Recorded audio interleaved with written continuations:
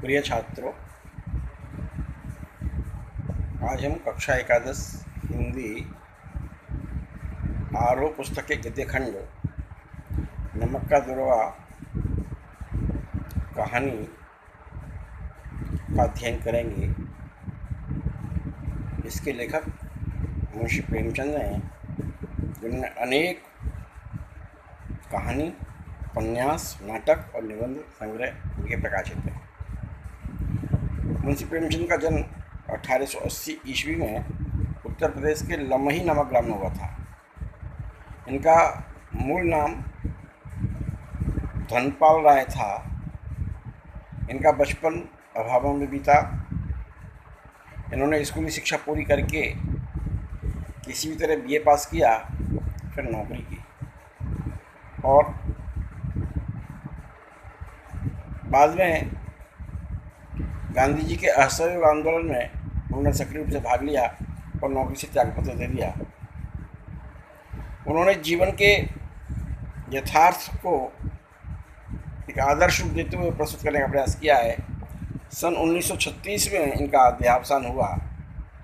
इनके द्वारा लिखित नमक का दुर्वा कहानी आज हम पढ़ने वाले हैं। इस कहानी में उन्होंने बताया है कि किस प्रकार सत्य पर असत्य के सामने झुक जाता है, धर्म अधर्म के सामने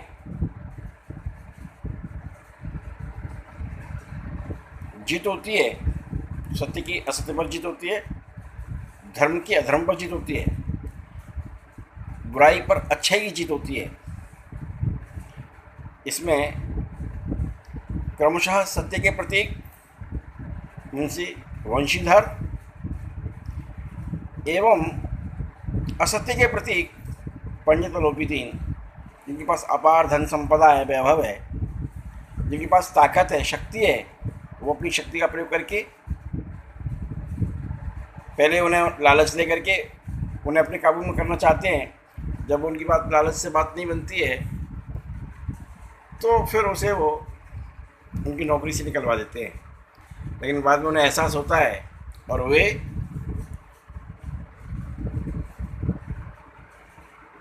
झुकते हैं, स्वयं जाते हैं और उन्हें अपनी सारी जायदाद का स्थायी मैनेजर नियुक्त करते हैं। अपराध बोध उनके मन में आता है। तो ये कथा हमें बुराई कितनी भी ताकतवर हो, एक दिन वो झुकती है अच्छाई के सामने और हमेशा अच्छाई की, सत्य की, धर्म की जीत होती है, ऐसा हमें पाठ से अवगत होता है। कहानी का सारांश इस प्रकार है। नमक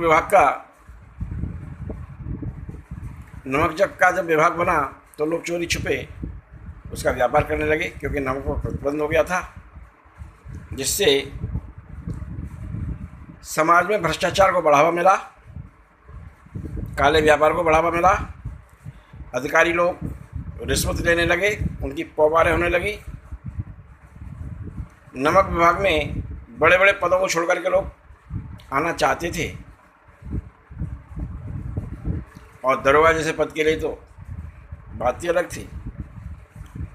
इसी बीच मुंशी वंशीधर कामकाज की खोज में निकलते हैं और जब वो कामकाज की खोज में निकलते हैं तो उनके अनुभवी पिता उन्हें समझाते हैं कि बेटा, सूखी तनख्वाह में कुछ नहीं रखा है, ऊपर की कमाई पर ध्यान देना, क्योंकि इसी से गुजारा होने वाला है। घर की सारी जिम्मेदारी तुम्हारी है, तुम्हें इसको चलाना है। पुत्र ने पिता की बात ध्यान से सुनी, धैर्य से सुनी,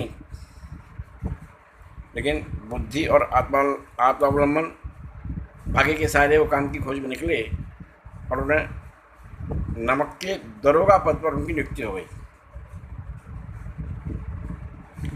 घर में खुशी छा गई, एक आनंद का वातावरण बन गया।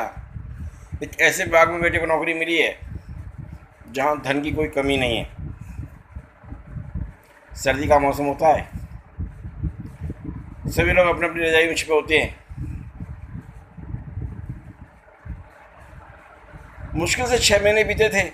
एक नदी के किनारे इनकी ड्यूटी थी, चौकी पर सो रहे थे।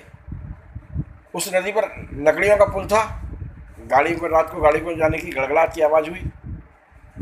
उन्होंने देखा ये आवाज़ कहाँ से आ रही है, क्यों आ रही है। मन में संशय हुआ और तुरंत अपने घोड़े पर सवार होकर के नदी के पुल पर पहुँच गए। देखा तो वहाँ गाड़ियों की कतार जा रही है। गाड़ी को रोका। गाड़ियाँ किसकी हैं? सब लोग चुप थे।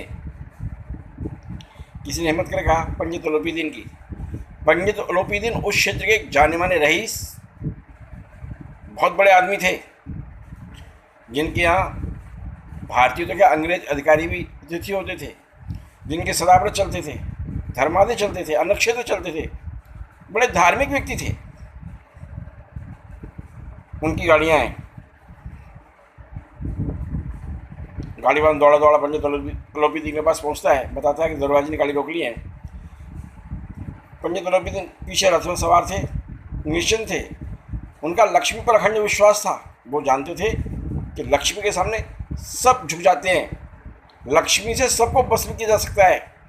पैसे की ताकत का उन्हें घमंड था, उसके मद में थे। वो आते हैं, आकर के हाथ जोड़ करके आशीर्वाद देते हुए कहते हैं दरवाजे क्या को परेशान हुए आप, हम आपकी सेवा आपके घर पहुंचा देते। ऐसा थोड़ी है कि हम ऐसे चुपचाप निकल जाएं और आपकी सेवा ना दें। पंडित उलूपीदीन की बातों को सुन करके वंशीधर को ताव आ गया। उन्होंने कहा मैं उन नमक हरामों से नहीं हूँ जो कौड़ी कौड़ी के लिए अपना ईमान बेचते हैं। अब बात ईमान की हो गई, धन की और धर्म की बात थी। एक और धन उछल उछल करके प्रहार करता है और धर्म अडिग हिमालय की तरह खड़ा रहता है। मुंशी वंशीधर 40,000 रुपये तक रिश्वत देने को तैयार हो जाते हैं, लेकिन वंशीधर नहीं मानते और उन्हें गिरफ्तार कर लेते हैं। हथकड़ी डाल करके उन्हें कोर्ट में पेश किया जाता है। सब लोग बड़ी चिंतित आश्चर्य में हैं कि ये पंडित उलूपीदीन इनके फंदे में कैसे फंस गए। लेकिन वहाँ पर न्याय का ढोंग हुआ और मुंशी वंशीधर को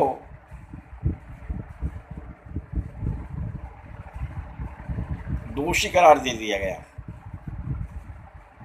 पंडित उलूपीदीन दोषमुक्त सिद्ध हुए और 6वें दिन 8वें दिन नौकरी की मुअत्तली का परवाना मिल जाता है। नौकरी से निकाल दिए जाते हैं। व्यथित होकर अपने घर आए। पिताजी पहले से ही दुखी थे। उन्हें नौकरी से पंडित उलूपीदीन का सारा समाचार मिल चुका था। कह रहे थे लाख लाख इस लड़के को समझाया था, इसने एक नहीं मानी।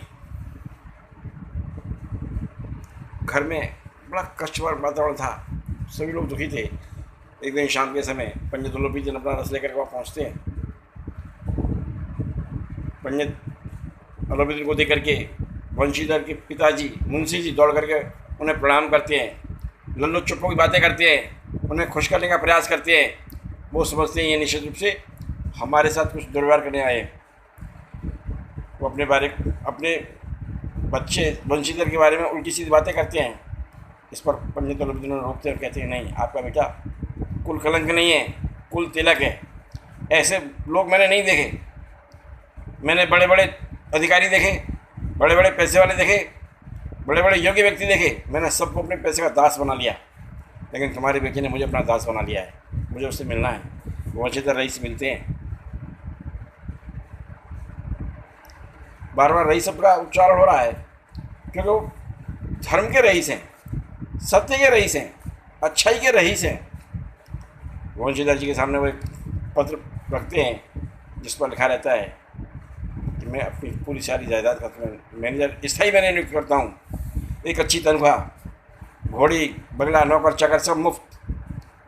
वंशीधर जी कहते हैं पंडित जी मैं इस योग्य नहीं हूँ, ये तो किसी योग्य व्यक्ति को देना चाहिए था। उलूपीदीन मैं जानता हूँ तुम क्या हो, तुम कितने योग्य हो, मुझे योग्यता की आवश्यकता नहीं है। मुझे तुम जैसा एक व्यक्ति चाहिए। और बोले ये मेरा आदेश मानो या ब्राह्मण की प्रार्थना। जब तो मेरी प्रार्थना पूरी नहीं होगी मैं दरवाज़ा नहीं छोड़ूंगा। मजबूरी, आंखों में आंसू भर करके स्नेह भाव से उस पर दस्तखत करते हैं। इस पर कहानी समाप्त होती है। किस प्रकार एक अच्छा पैसे वाला व्यक्ति, एक ताकतवर व्यक्ति सत्य के सामने झुकता है, अच्छाई के सामने झुकता है। इस कहानी से हमें प्रेरणा मिलती है कि हमें अपने जीवन में सत्य का मार्ग नहीं छोड़ना चाहिए। चाहे कितनी भी कठिनाई क्यों ना आए, हम अपने धर्म पर चलते रहें तो निश्चित रूप से हमारी विजय हमारे पास होगी, सफलता हमारे साथ होगी। इतनी बात के साथ कहानी यहाँ समाप्त होती है।